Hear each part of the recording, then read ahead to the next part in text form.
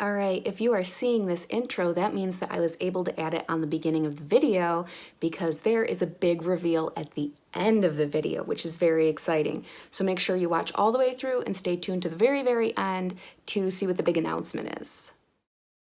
Hello everyone, I am Susan Wilson, Community Relations Specialist with the Girl Scouts of Western New York, and today we are going to talk about the Girl Scouts Love the Outdoors Challenge Patch. So a lot of challenge patches have been coming up lately, but this one is a personal favorite of mine because I do love the outdoors, and through the power of editing, I will put it up on screen here, the checklist and the patch. So one thing is that during this pandemic, I know some girls can't get outside for a variety of reasons. Either you don't have a green space that's close to home, or you or a family member may be immunocompromised, so you're not supposed to be going outside or you're severely limiting that. So I thought that I would tackle a few things today completely inside, and to show that this can be a collaborative thing, I'm going to have a special guest later in the video. A couple of things to note right off the bat is that GSUSA has marked this patch for completion. I believe it's September 12th and 13th. I'll put it up on screen so that I make sure I'm right. That gives you plenty of time to work on this, so you shouldn't feel like you have to try and rush all of it right now. You can take your time, and maybe you'll be able to go outside later to complete some of these. But the other big thing is nobody is going to come knocking on your door and making sure that you did every single item on your checklist to the letter. Please, of course, do whatever you have to make this work at home. Like, it's not a super big deal if you need to edit some things, because the point of the patch is that you are learning outdoor skills or about the world around you. And if you have to do it from inside, then you have to do it from inside. It's super duper not a big deal. So if you wanna check off one of the items on your checklist right now, number 50, leave the 7 principles of leave no trace, we are going to tackle that right now. And I wanna give a shout out to a volunteer of ours. I believe her name was Carla. It's been a few months since I was at a program with her, but she taught these really cool hand gestures to help remember your 7 principles. So I thought we could go over those right now. So principle number 1 is to plan ahead and prepare. So with one finger, we're going to write down our plan. Number 2 is to camp and travel on durable surfaces. So this means things like, don't stomp down flowers and stuff like that. Try to walk on already established paths or hard surfaces or things like that. And we are going to walk with our number 2 fingers. So number 3 is to dispose of waste properly. So of course, one of the easiest ways to do that is carry in, carry out. So if you go somewhere and you bring something with you, bring it back out with you. So food wrappers and all that sort of thing. So our number 3 is going to be a shovel. I'm doing this super high up and I'm not left-handed and this is my left hand and we're just rolling with it. So 3 is your shovel to carry your waste with you. Number 4 is to leave what you find. So you might have heard the Girl Scout thing before of leave only footprints, take only photographs. We got our 4 fingers. You make a picture frame. Number 5 is to minimize campfire impacts. So this means things like, making sure it's clear around your fire, that you're not, wrecking an area to set up your campfire. You want to make sure that it's safe, things like that. And so you take your 5 fingers and there you're burning fire. I'm sorry that this is not translating well on screen, but this is your campfire. Number 6 is to respect wildlife, but we're gonna take our fingers here, put them here, and that gives us antlers so that we can respect wildlife like beautiful deer. And number 7 is being considerate of other visitors. So of course this means things like not shouting as we're going through nature areas. If somebody is coming downhill on a path and we're traveling uphill, they have a lot of momentum, so moving off to the side or moving aside if somebody has, small children or strollers or things like that. Basically just any way that you can respect other visitors.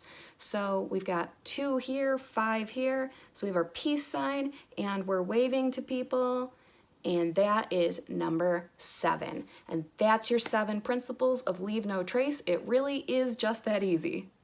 All right, the next item we're gonna tackle on the checklist is number 14, how to properly apply sunscreen. So I'm not gonna do whole body, even though I'm wearing a t-shirt. I don't need a full body amount of sunscreen right now, but you wanna be pretty generous when you put it on. So they say that usually about an ounce of sunscreen is enough for an adult. I like to be particularly generous with my sunscreen because I'm really good at missing spots, but the more I put on, the less I'm likely to miss. So just, make sure you get full coverage. So one of the big things is that your sunscreen should be applied anywhere that is exposed to the sun, or like on a collar of a shirt area, you want to make sure that you have sunscreen there or where your sleeves are, because as you move around, your clothes are going to move around and you don't want to get a sunburn from somewhere that you didn't think was going to get exposed to the sun and totally did. The next thing is, if I was going to be wearing my hair down, I do need to make sure I apply sunscreen to the part of my hair, and I am not actually going to wear my hair down. I'm going to put it up really quick. And usually when I go outside, I do wear my hair in a ponytail, but that means that even though all of my hair is going to be straight back in a ponytail, I need to make sure that I'm applying sunscreen into the edge of my hairline. All right, I have poorly put up my hair just to keep my hair out of my sunscreen, which I will actually apply now. So I'm going to do my face and some of my neck. I'm not going to do all the way down to my shirt, but there are a few rules with sunscreen. So number 1, like I said, you do want to do either where your hair is thinner, like I have kind of a thin spot in my hair there, or if you have a part in your hair. I know it feels kind of gross to put sunscreen in your hair, but it is extremely painful when you brush your hair and you have a burnt line on your head. That is the worst. The second thing is you want your sunscreen to have an SPF of 30. I'm going to use my facial moisturizer, which it won't focus on. It's trying. It's SPF 30. You want to do an SPF 30 or more on your body, and you want to try and get a water-resistant formula, especially since, you'll sweat or you might go swimming or something like that. So again, you want to be pretty generous with your application. So this stuff goes on a little bit thick, and I might do kind of a bad job because I'm trying to hurry for the video, but you want to make sure that you get it everywhere. So I'm getting it right up to the edge of my lips, on my nose. It at least smells good. I love the smell of sunscreen. It says summer to me more than anything else. And then you want to get close to your eyes. Obviously don't get it in your eyes, but you want to make sure that you're getting it nice and close. Oh my gosh, I can't see myself that well on camera, so I might also have white streaks on my face. So that was just the lower half of my face. Now I'm gonna do the upper half of my face.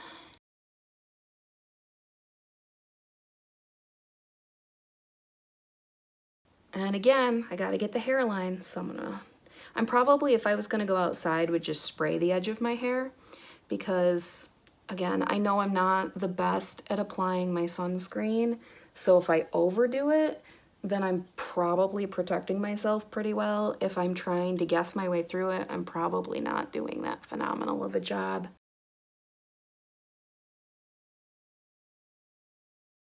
And I have a little bit left to do my neck. Again, I would be much more generous if I was truly going outside.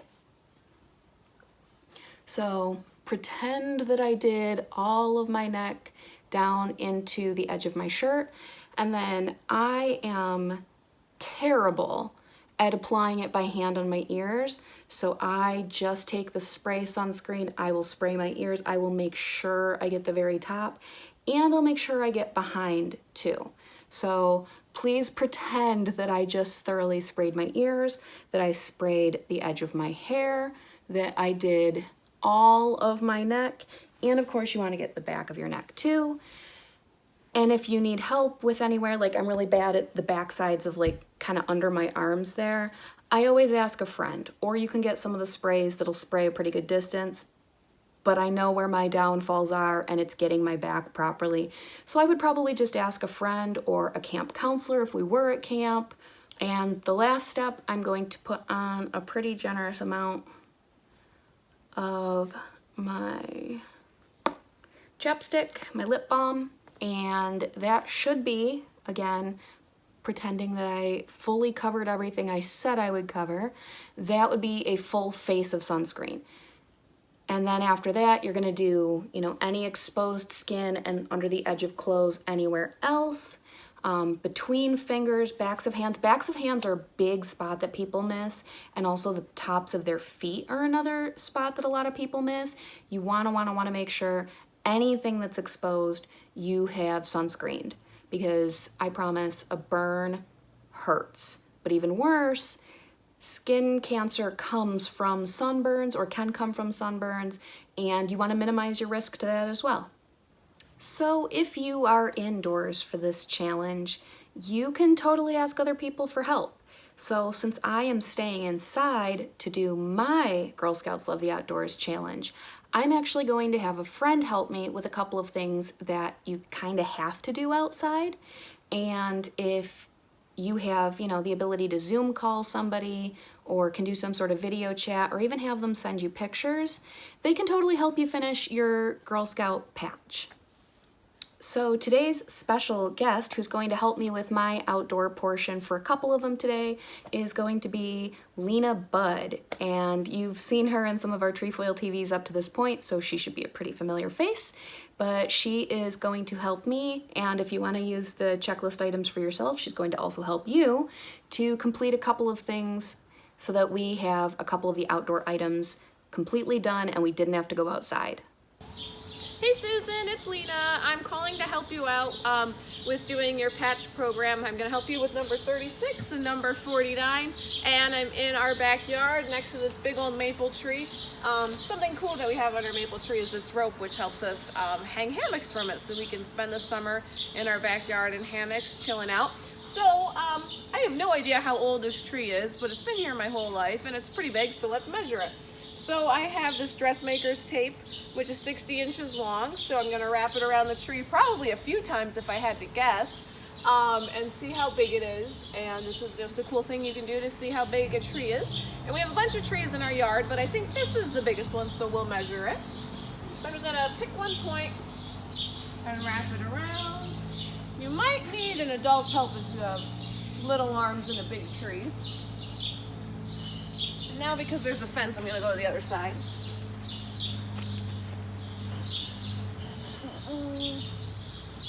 Kind of putting my finger here so I can see. All right, and so I got 12 inches. So it was 60 inches and 60 inches and 12 inches. So that's 132 inches. So that's probably the widest part of this tree is 132 inches. And if you wanted to do some math to see how many feet that is, you would divide 132 by 12. And if you know the answer, drop it in the comments. Right, Susan? So that's how big this tree is. And now I'm going to show you how to do a leaf rubbing. So in my pocket, I have a little crayon that we peeled the paper off of. And I have a piece of white paper, and I'm just going to rub it on the tree. So come on in. And so what you do is you take your paper and you lay it flat against the tree, and then you rub in an up and down motion on the side of the paper. And this is a great leave no trace principle, because I can be on a hike and want to remember a really cool tree I saw, and I just do a rubbing of it instead of taking a leaf with me or taking bark or taking a stick off the tree, because we don't want to hurt the tree. So I just rub it up and down, and it's going to capture this really cool bark pattern.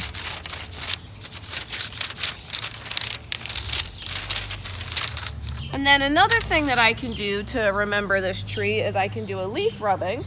So, oh, this is something I have. This is a book. This is just a book we got at the library, but they have tons of books like this, or even an app. If I was on a hike in a park and I saw a tree that I've never seen before, I could look in the book, look at the leaf shapes, and try to figure out what kind of tree it is. So I'm just going to use it as a flat surface. And I'm going to pick up a leaf off the ground, because I don't want to take one off the tree. And then to do my leaf rubbing, you do the veiny side. So there's always a flat side of the leaf and a veiny side. So I'm going to take the veiny side, put it under the piece of paper on top of a hard surface, like a book or the ground or a clipboard. And again, on the flat side of my crayon, I'm just going to rub it up and down. Oh, that looks so cool. You can see all the little veins of the leaf. Oh, this is a big leaf. And this will be my way of recording, and then I put the leaf back on the ground, of recording the tree. Now we can remember that the tree was 132 inches, so I'm just gonna write 132 inches, maple tree, and today is June 9th. Oop, I wrote a 6, June 9th, 2020. And this I could put into my science journal or my outdoors journal, and this is how I would remember the maple tree in my backyard. So Susan, I hope this helped you with your patch program. If you don't have access to a backyard or an outdoor space like Susan, you can always phone a friend and get some help. Or, you know, if you go on a hike in a park, you can do this too. And I hope this helps. Talk to you later. All right, a super huge thank you to Lena for sending that video over. Obviously, if you can get outside, you could totally do those things on your own. But if you can't, you could totally use Lena's tree diameter and her bark and leaf rubbing as 2 items on your own checklist. So again, this is just a case of doing what you can and making do with what you can't. So the other item that I thought I would tackle for today's checklist is another personal favorite of mine. I love being outside, as I already said, and one of my all-time favorite times to be outside is actually at night. I love the woods at night. I love, you know, open fields and meadows and all of that at night. It completely changes the landscape and just the coolest thing ever. But one of the items on the checklist is to identify a constellation, and I coincidentally actually live in the city. I don't know why I'm pointing. You can't see what I'm pointing at, but I live in the city, and there is a lot of light pollution here in the city. And light pollution is in many forms, but the one that I'm specifically talking about is how when you look up at night, you don't see a lot of stars if you're in the city, because all of the ambient glow of all of the buildings and the street lights and the cars and security lights and just anything that's got a light on it is pretty much casting that light up into the sky. And it causes a lot of problems for the natural world. So one of the first things is that it tends to have a lot of energy usage. And I'm not saying there's no reason to have lights at night, but there's a lot of places that are either overly lit or they're lit up and they don't need to be the entire night. That's why a lot of places are switching to the light bulbs in some of the street lights that focus downward more instead of having a large glow around them. It's helping to solve that problem, or like installing more motion sensitive lights and things like that. It helps to keep an area darker, but it's still providing the light that humans need sometimes when we're out at night. Wildlife are also impacted by light pollution, and there's certain birds and other things that will migrate at night, and the glow of a city can actually really throw off that migration, and it can even kind of distort their seasonal cues where, you know, if it's summer, it tends to be light later, but if it's light late year-round in an urban area, that can sometimes mess up some of the wildlife and their ability to judge the time of year, the time of day, things like that. The other thing is that humans are also affected by light pollution, believe it or not, and that's one of the things, if you ever hear that you shouldn't be on your phone or you shouldn't watch TV right before bed, it's because of that kind of light that comes off of devices. It can actually keep you awake later. It can mess up your own internal systems. And studies kind of show that sometimes city lights can do that to you too, in a way. You know, you might have a light coming into your bedroom and, you know, you get used to it over time, but it actually, in some cases, can mess with your insides and it can confuse your own body. So because it is both daytime and I'm in the city where I can't exactly go out and show you a constellation, and honestly, even if it was night and even if we were in the country, my phone's not that great that I could point it up at the sky and show you. I have a few on-screen things that I'll bring up instead, and the constellations that I wanted to identify were the Big Dipper and the Little Dipper, which most people are familiar with, and sometimes you actually can see them in the city because the stars that make them up are pretty bright. But fun thing that I actually learned when I was looking this up, the Big Dipper and the Little Dipper aren't constellations. So go figure. So what those actually are, and I wrote it down to make sure I get it right, they're called asterisms, which are identifiable groups of stars, but they're not actually constellations. So I know that's a little confusing because these are terms that humans made up to identify stars that are just clustered in the sky, and they might be hundreds of light years apart. But constellations usually have like a mythological association with them, and they're usually a larger grouping of stars, not always. Some of them are pretty small. The term for the definition rather for constellation, I'll put that up. I'll put the one up for asterism as well to explain it way better than I am with my mouth. But the Big Dipper and the Little Dipper are asterisms, and that means that they're actually a part of a constellation, a larger grouping of stars. So thankfully, this is a thing that makes sense. The Big Dipper is actually a part of Ursa Major, and the Little Dipper is a part of Ursa Minor. So thank goodness Big Dipper and Ursa Major go together and Little and Minor go together. If they were opposites, I'd be in some trouble here trying to sort this out. But what those are, they're actually bears. If you look at the constellations, those shapes are bears. And a super fun fact is the native people of the USA and Canada actually have a bear story about a hunt that goes along with those constellations, and the Greek and Roman mythology that pairs with those are also bear related. And I won't recount them here. You can do a little bit of homework on your own for this one, but I thought that was really cool. So one of the things that I find really helpful, because I do actually have access to a smartphone with the internet, and if you do, or if you can use a tablet device on the Wi-Fi and get it like just outside of your home or apartment, if you're allowed to go outside, or inside, you can do this indoors too.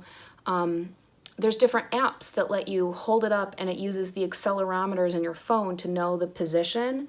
And it can actually show you, like if you're facing a certain direction, what constellations, what stars, what satellites, what meteor showers are in the direction that you're facing. And you can just like rotate or look down at the ground to see what would be on the other side of the earth. Like, it's super cool. I have a free app that I use called Night Sky on iPhone, but there are a bazillion different apps that do this. That's just my personal preference, but it's really, really cool. If you've never downloaded one of those before, I highly recommend getting one of those and playing with it, because there is so much that you can find out. And you can usually see like the outlines of the animals or the creatures or the people or whatever that pair along with those constellations. And you can usually click for more info. It's the coolest thing ever. So even though the checklist is to only identify one constellation, I recommend playing around and looking at all of the night sky, because it is so cool, all of the stuff that's out there, and you can track satellites and things. And if you do live in an area that's darker, if you can figure out when a satellite's going to pass overhead and you have pretty good eyesight, if you really, really look hard, you can usually see an itty bitty little speck of light moving through the sky, and it's not a shooting star. Shooting stars are really quick. This one just sort of tracks at an even pace across the sky. That's usually a satellite, and it's super cool when you spot them, because like you can just watch the whole path it makes over the earth. It's very, very cool. So hopefully I was able to help you out with a couple of items on your checklist, or to inspire you to start your checklist. Again, this patch is going to be available from GSUSA until mid-September, but there's no reason you can't complete a bunch of the items now.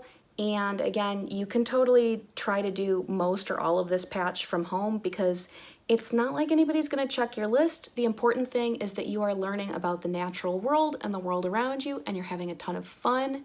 And like, that's really the big important thing to take away here, is that you're learning and you're having a great time doing it. So hopefully that helped you guys out. And if you have any questions about the checklist, if you want to leave them in the comments, I might not be able to answer them myself, but I can definitely pass your questions on to our customer care team, and either they can get an answer for you or GSUSA themselves might be able to provide an answer. So definitely if you have any questions, you can do that, or our customer care can be reached at customercare@gswny.org or 1-888-837-6410. But either way, I wish you guys a happy time learning about nature, and I will hopefully see you in another video. Bye. All right, it's announcement time, you guys. And the big announcement is that on Monday, we will be opening our virtual camp registration for this year. So as you know, our Girl Scout camp locations are closed for the summer for safety and well-being. And to make up for that, we're going to have some virtual camp programming. Now, I'm not going to give you guys any details right now because A, it's too early for that, you gotta wait till Monday, and B, I am not a member of the outdoor department, so I am not the best person to actually be answering your questions. So after Monday rolls around and you guys see the details come up on our website, and we'll of course share that on social media, at that time, if you have any questions, please make sure you reach out to customer care at customercare@gswny.org or 1-888-837-6410, because they'll be able to either answer those questions for you or put you in touch with a member of the outdoor team who can also answer those questions. Until then, just get really, really excited. Stay tuned for Monday. It will be the 15th of June, and you should see more details then. Get pumped. I've seen a tiny preview of what some of the programming is, and I gotta say, I do think for being a virtual program, this actually captures the essence and spirit of camp as well as it possibly can. Like, this is the best virtual camp program that I think you could hope for. So I would say to go ahead and get pumped. I think it's gonna be amazing. So if you guys wanna leave any comments down below about any of the topics that I covered in today's video, go ahead. Like I said, if you have any questions about the virtual camp program, pretty please hold off until Monday, and then you'll be able to connect with the staff members who have more relevant information. And otherwise, I wish you guys the best of outdoor adventures, and hopefully I'll see you again in some other video. Bye.